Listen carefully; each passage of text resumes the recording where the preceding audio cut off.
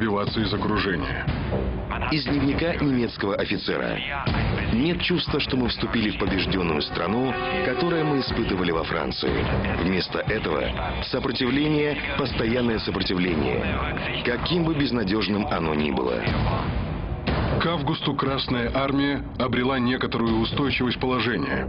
Стабилизировалась линия фронта, ставшая спасением для многих мелких групп советских окруженцев. Спустя месяц после прорыва под Минском из скитаний по лесам вышла к своим и группа Кузнецова. Таких групп численностью от нескольких человек до 1500 бойцов летом 41-го было множество. Они стремились перейти линию фронта, чтобы продолжить вооруженную борьбу в действующей армии. Гудериан готовился к новому броску на Москву.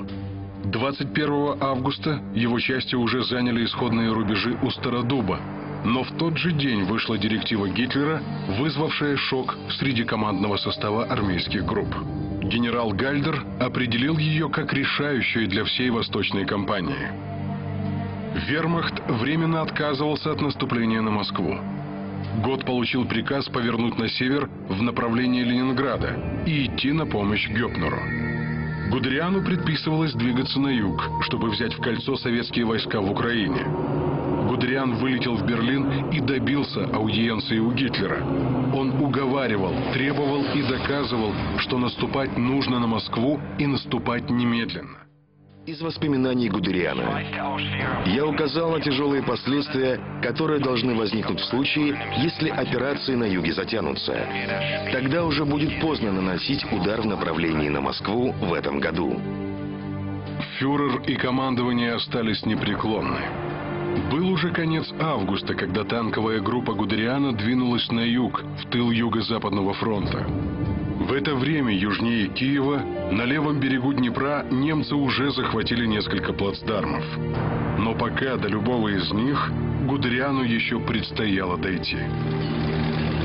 После выхода из окружения генерал Кузнецов возглавил 21-ю армию, которая и заняла позиции на пути 2-й танковой группы.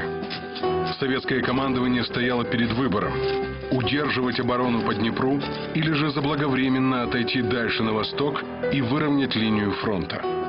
Рубеж на Днепре был слишком сильной позицией, чтобы ее просто бросить. Строить оборону в чистом поле заведомо труднее, чем на берегу крупной реки. Целесообразность отхода рассматривалась только в самом крайнем случае. Разведка следила за передвижением немецких танков, и в конце августа риск еще казался оправданным. Главный противник Юго-Западного и Южного фронтов, 1-я танковая группа Клейста, в конце августа находилась далеко на юге в низовьях Днепра. Поворот дивизии Гудериана советская разведка также заметила. Красной армии в августе-сентябре 1941 года катастрофически не хватало танков. Мехкорпуса сгорели в огне первых месяцев боев, и бороться с немецкими танковыми дивизиями фактически было нечем. Так, в 21-й армии Кузнецова осталось всего 16 танков.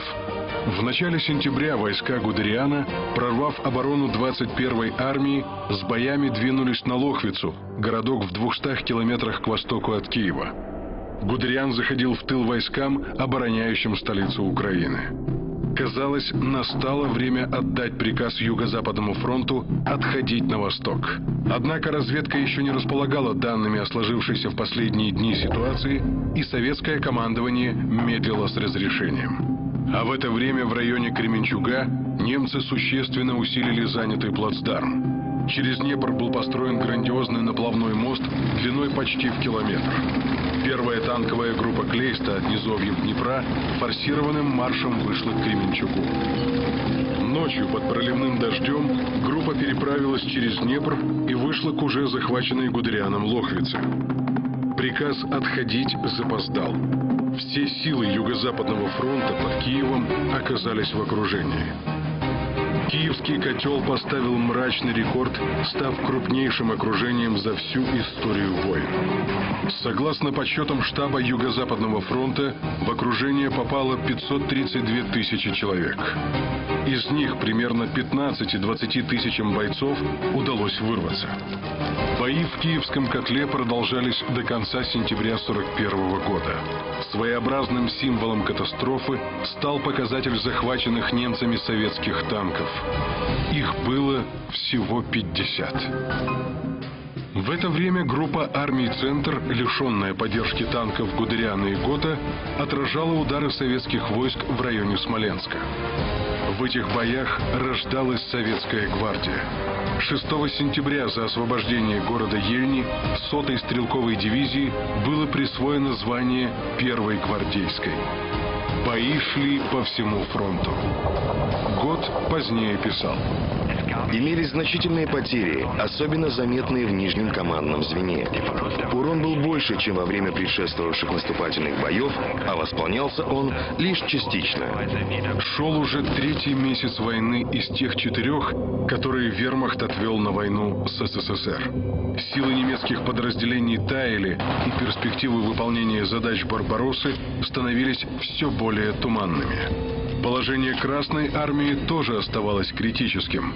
Окружение Юго-Западного фронта заставило латать дыру во фронте, а наступательные бои под Смоленском истощили не только противника, но и советские дивизии.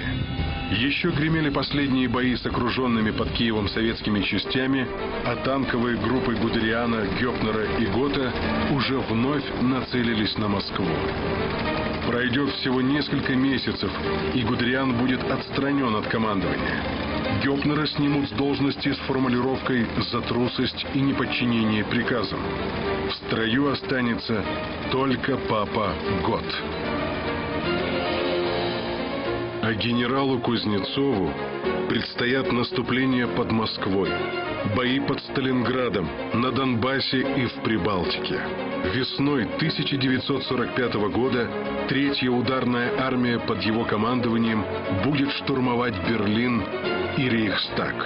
А 1 мая 1945 года бойцы 150-й дивизии 3-й ударной армии генерала Кузнецова Алексей Берест, Михаил Егоров и Мелитон Кантария поднимут над Рейхстагом знамя победы. А пока шел 3-й месяц войны.